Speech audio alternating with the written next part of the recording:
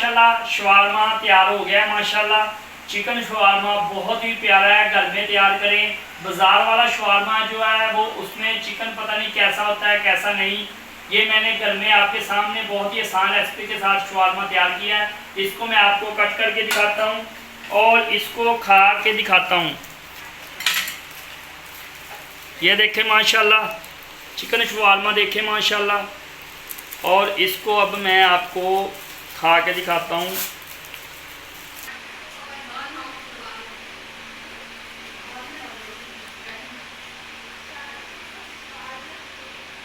माशाल्लाह बहुत ही टेस्टी बना है। आप भी मेरी रेसिपी को ज़रूर ट्राई करना घर में। दोबारा फिर मिलेंगे एक नई रेसिपी के साथ। उस वक्त तक अल्लाह हाफ़िज़।